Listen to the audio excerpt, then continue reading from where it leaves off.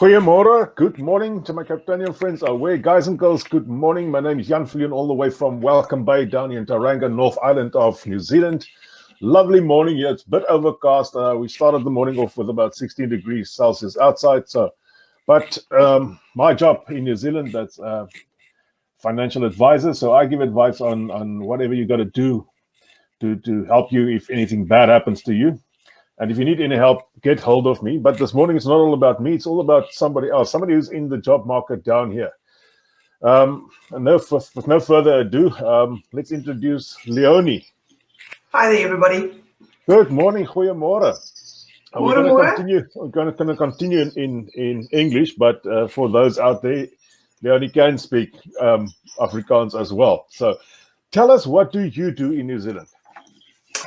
Okay, so good morning to everybody. So I currently, I'm building quite a nice network with recruiters in New Zealand, but my main line of work is helping people create their personal brand for their job hunt. So I have been doing it for a while and know exactly what the recruiters and potential employers want in the CV. It's easy to get a template off the internet, but it's a whole other ball game getting the right content into your CV. So you are in the job landscape, but everybody's always saying that the job landscape in New Zealand is so much different than South Africa. Can you give us a few examples there? Okay, so New Zealand is it's been voted one of the it's been voted the most peaceful country in the world. It's been voted the least corrupted in the world. It's an immigration country. I know it's the situation at the moment is a little bit put everything on top of its head, but everybody wants to come here. People are not just competing. South Africans aren't competing against other South Africans. They are competing against the rest of the world. That's a factor. That's really a factor. It is. So, to put it into perspective, in South Africa, you might get 100 to 200 candidates applying for a job. If you look at New Zealand, you can look at anything from 500 to 1,000 and more candidates applying for a job. For one job. Goodness and that is where, and I see some of the advice that's given out, or I read about ATS software, and I see the CVs that people have been submitting online. And what is ATS? Sorry, I've got to stop you there. What is ATS? Okay, so applicant tracking software. Okay. In New Zealand, it is a big thing. And it is for this reason that I'm mentioning that that recruiters are sitting sometimes with 1,000 or more CVs to get through. So in short, because people will ramble off about applicant tracking software and that your CV gets thrown into a black hole when it's not compliant. So let me explain. Your CV goes in one side of the applicant tracking software. So you're submitting it. It runs through the applicant tracking software and it comes out the other side with a score. Okay. Your CV will be viewed by a human if you're in the top 10 to 20 candidates. All right. So you have to, in your CV, you have to tick all the boxes. Okay. You have to make sure little things like applicant tracking software, like AI, like artificial intelligence. It's new, it's a baby. It's still learning to read and understand things. So some fonts it doesn't like.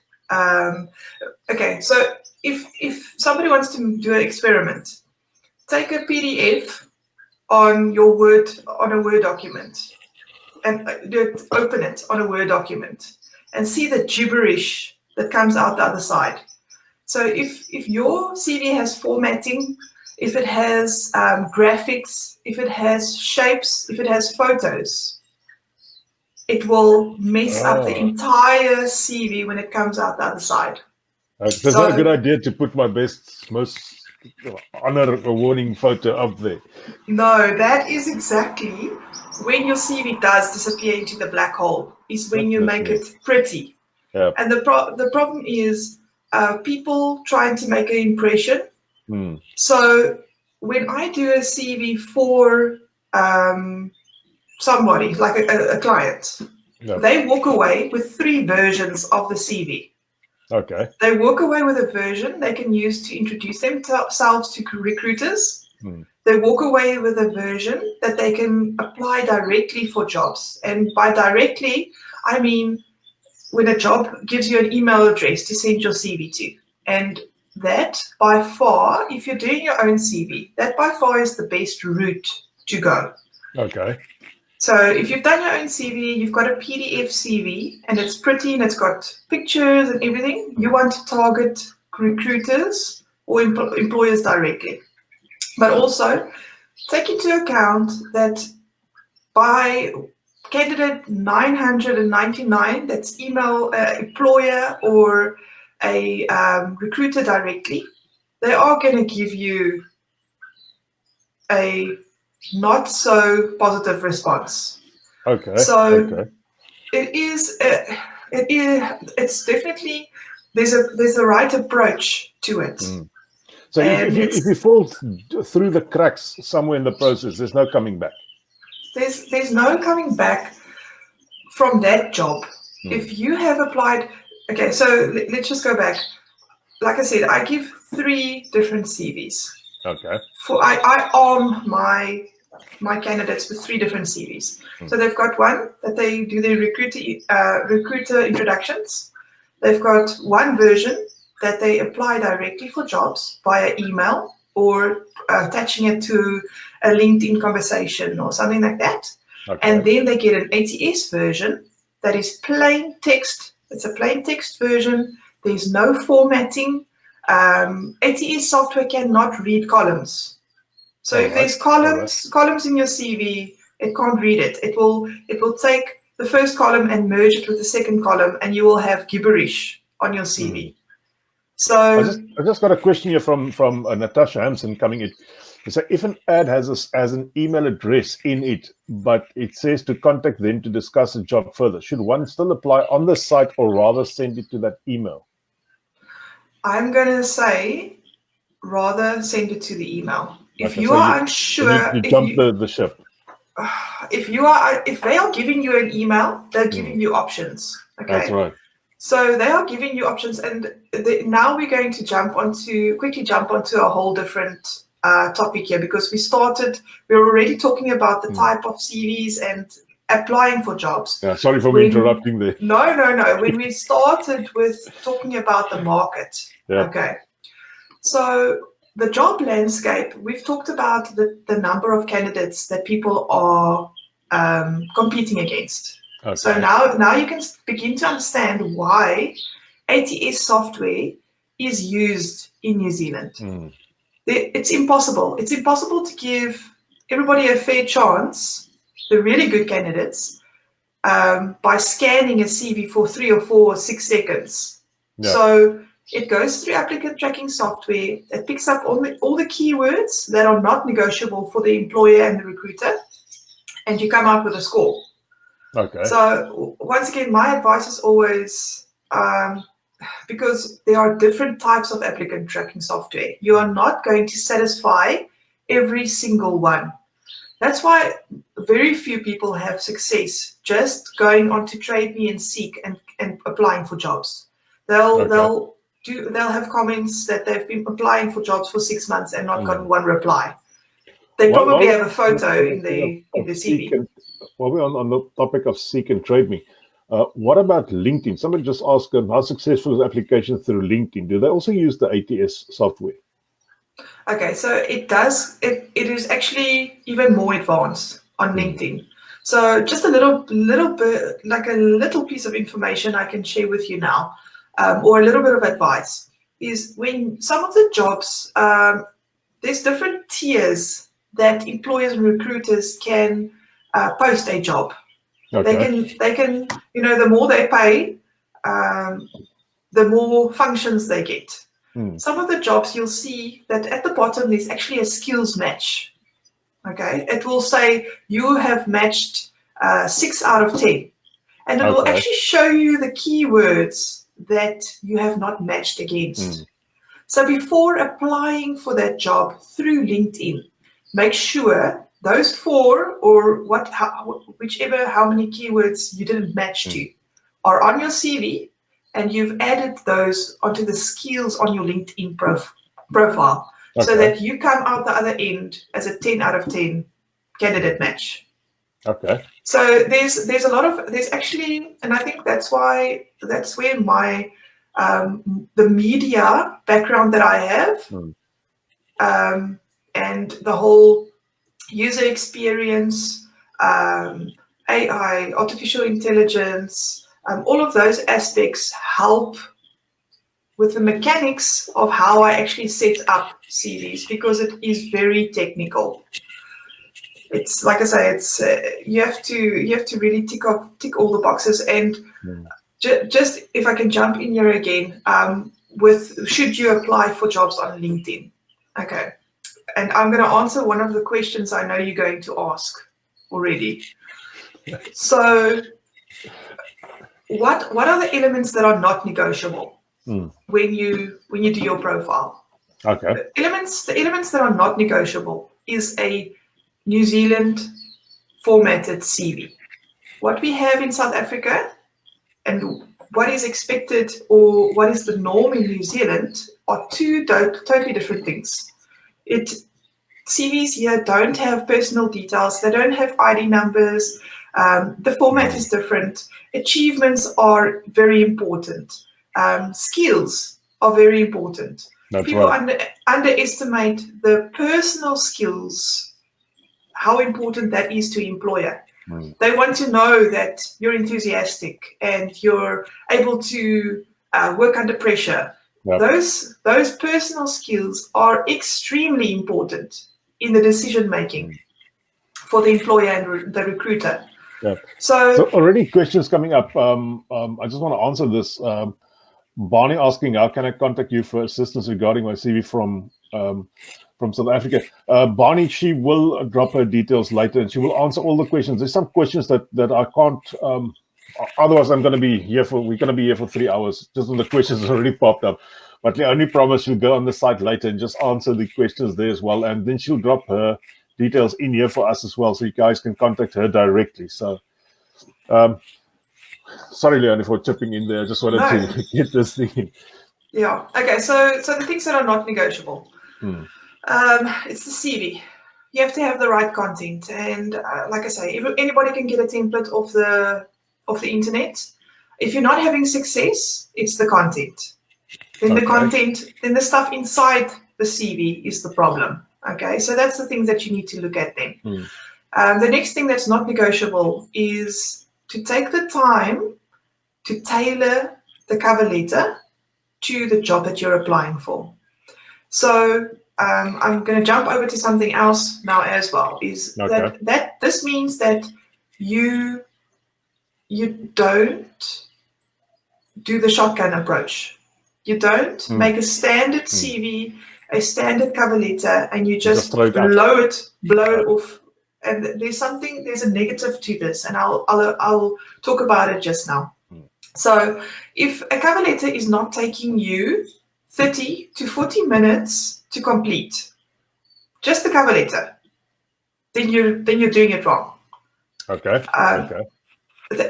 I'm a professional writer, and it takes me 30 to 40 minutes to tailor a cover letter to a job listing. Okay. So it might take the average person that's not so experienced in writing or picking up on certain things a little more. So job hunting, you have to just come to terms with it. It's a full-time job. Job hunting is a full-time job. Okay.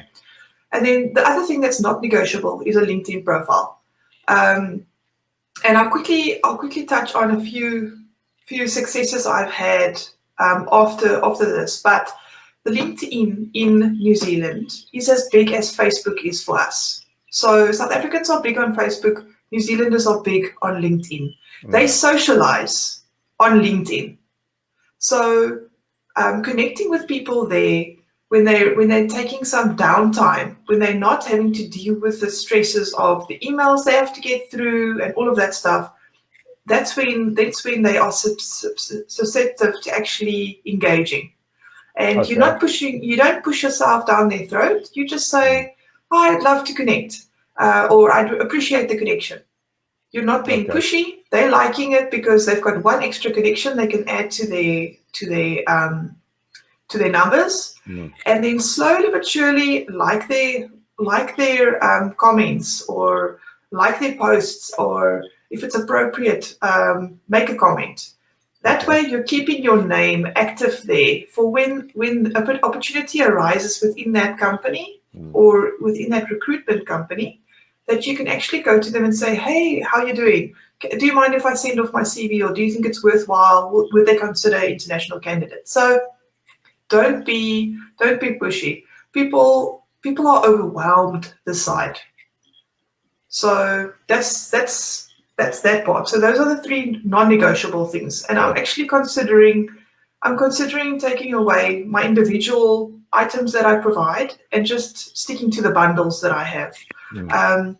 Because I strongly feel that one of these things can't function without the other.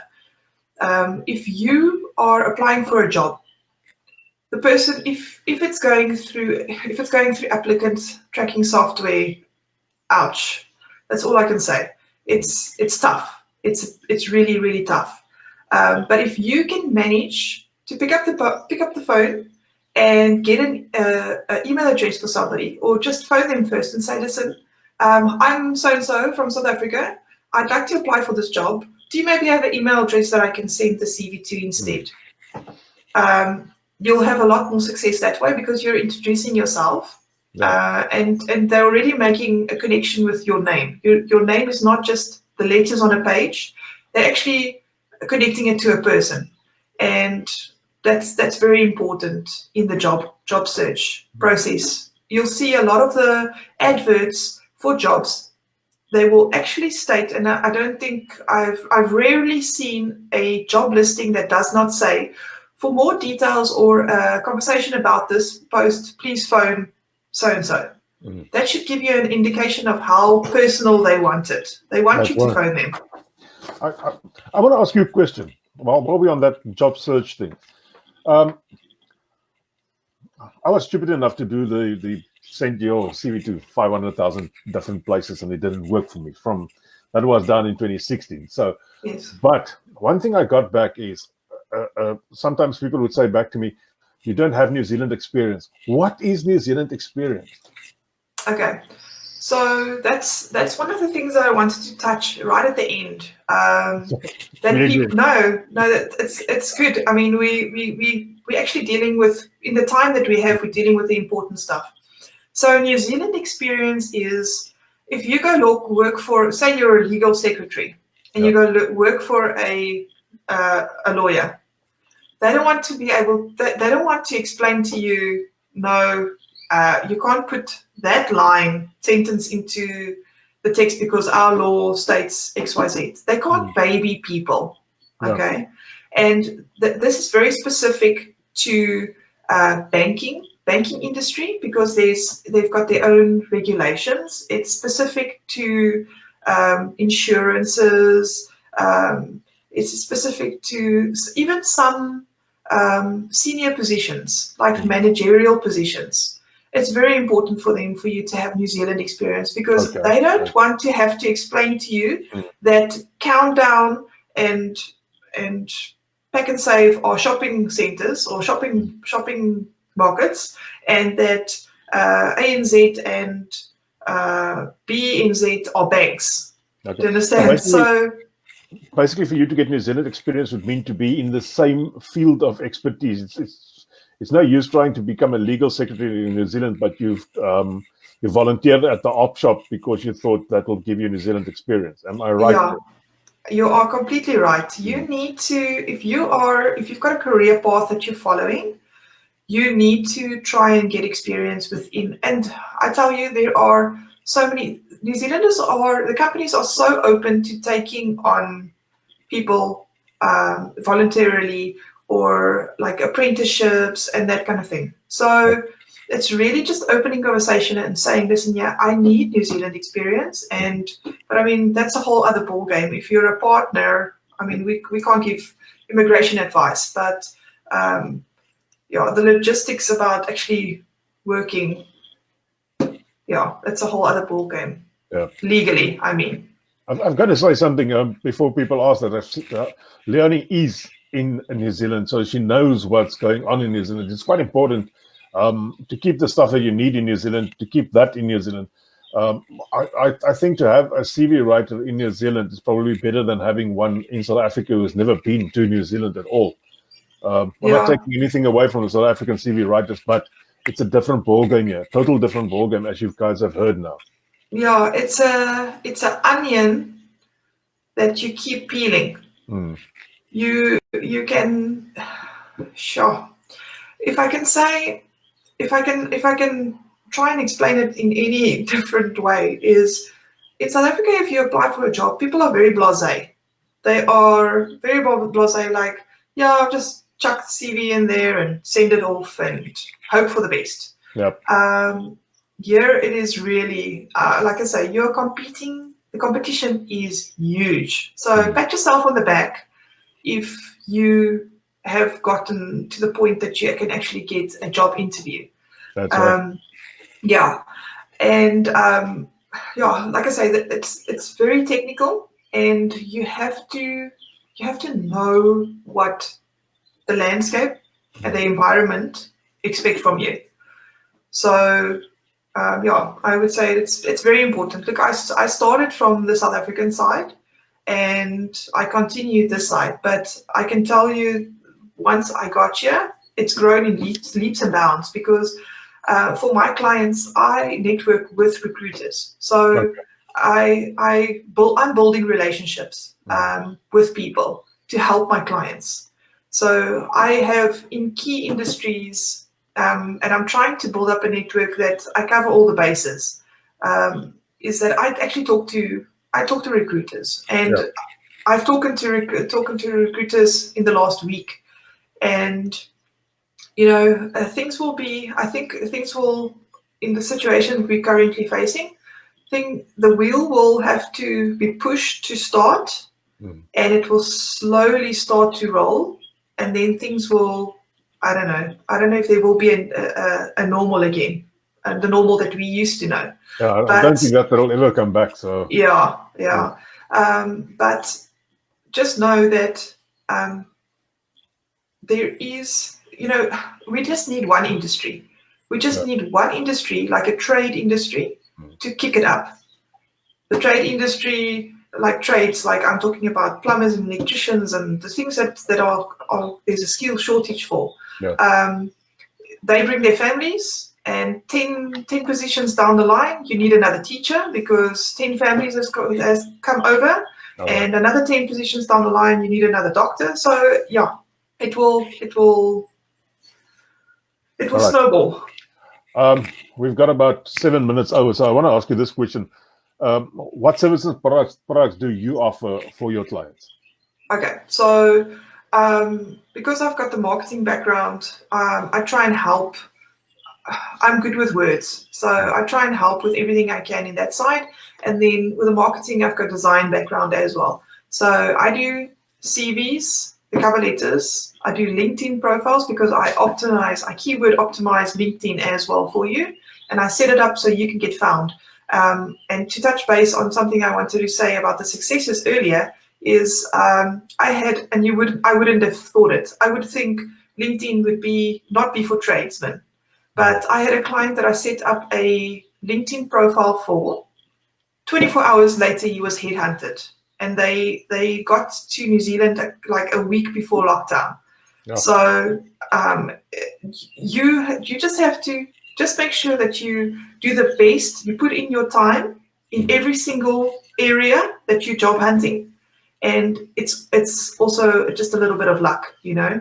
So to get back, it's those things. Then I've got template bundles. So I've got letter bundles for your job hunt. So it's templates for certificates of service and thank you letters for interviews, that kind of thing. Then I've got a letter bundle specifically for the EW Electrical Workers Registration Board, the templates that you need for getting your work signed off. So I've got a lot of letter bundles that I help my clients with. I also do family CVs when you come to the site and you do your rental application. And then I've got recruiter lists. I spent about 6 months putting together 2020 recruiter lists. Some of the recruiter lists, I've got 30 different industries of lists that I have. Okay. And each industry, for argument's sake, like the management and like senior management list is, I think it's about 49 recruiters, and those are only the big ones. So the recruitment industry is huge here. And to get back to a little part of the industry itself is here, if you need, even companies, the setups are much smaller. So people are contracted in. So expect, if you're a tradesman, expect to work for a company that offers those services. So you're going to work for a plumbing company and be contracted or go to clients. Same to the electrical guys. If you're an electrician, you're most probably going to work for a company that has laborers that contracts them out to employers, or you're going to work for an electrical company that does work for other people. People here, if they need an electrician, they use an electrician. If they need a locksmith, they call the locksmith. If they need a recruiter, if it's an employer that needs a candidate, they call a recruiter. Yeah. So people here use the specific person. They still use that system of using the specific person for the specific job. I've just to get back on that wagon, I've heard about somebody who actually had an interview with a company, and he said eventually he stopped them and he had to tell them what he was good for. And this was with a company that directly recruited. They didn't use a recruiter. So I think by the fact that they directly recruited, they missed the opportunity to get to know him better through their recruiter. Or I don't know if he would have gotten the job, but at the end of the day, he got the job. But he had to sit back and tell them what he could do for them. While with a recruiter, a recruiter would have ticked all those boxes already. So, yeah, I think it's also, my first question would be, how did he approach it? Well, he told them directly, and he was lucky. I actually think he was very lucky. Yeah, so it is definitely being at the right place at the right time. So to quickly touch the base on the shotgun approach. If you send, that's why I'm trying to make it quite important for people to know that it's important to use recruiters. Yeah. 70% of jobs are not advertised. Okay. 70% of jobs are not on TradeMe, not on LinkedIn, not on any advertising platforms, because they sit with the recruiters. So that's why I made these recruiter lists, because it's got links to their job pages. So you're literally sitting with a document in front of you that you can click through to the job pages and view the jobs and create alerts on specific recruiters' websites, because of the 70% that just sit there.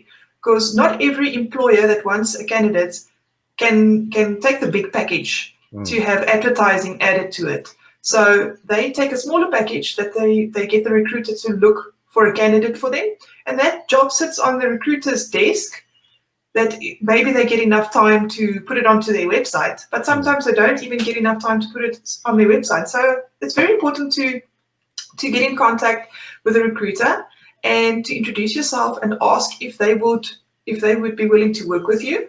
That's right. And if it's a yes, then you give them their CV. Then you give them your CV. If you go and you send your CV to the employers in your industry and the recruiter goes to that employer afterwards, they will not get their fee.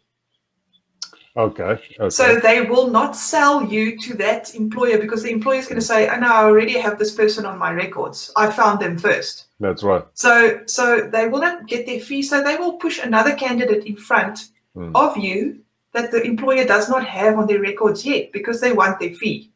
That's right. Which is totally understandable because you're expecting them to take their time and sell you. And they don't get for free. Yeah, so it's not a good idea to just bombard the market. Some recruiters will even ask you before you get started, who have you sent your CV to? And have you asked those recruiters to stop marketing you? Because when new jobs come along, they want to know that if they push you, a good candidate, to the employer, that they're going to get paid. That's right. So it's very important to keep that in mind because this you are kind of shooting. approach can also work negatively against you. It works. It can backfire on you, and you can shoot yourself in the foot. One of those pellets can go into your foot. Leoni, thanks a lot this morning. I think there's still a lot of questions that came in here. A lot of questions that I would have been interrupting you the whole time. But I think we should do another section as well. I think there's still a lot of questions people have out there. Still a lot of your knowledge that you can share with people. So that's perfect. I'd love to. We'll keep tabs with each other, and let's say in another week or so, then talk to you again. Is that fine with you? That's perfect. I'd be happy to. Leoni, please go to our website or to our Facebook page and just answer a few of those questions through the morning if you've got time for that. Leoni, thank you very much. Thank you, guys. All right. As girls, that was Leoni all the way from Auckland this morning. She is in New Zealand, so she's ready for if you have any questions on that. She'll also answer more questions this morning on the page. The questions that we haven't asked her. I see there's coming a lot of questions that's actually popped in. So thanks a lot for that, Leoni, once again. Guys and girls, my name is Viljoen all the way from Welcome Bay in Tauranga. Lovely morning. Wish I could be out there fishing, but Annie Jacinda said, no, you aren't going allowed on the boat. So no fishing for me. But on that note, it's time for me to say love you and leave you and see you all next time. Thank you very much. Bye-bye.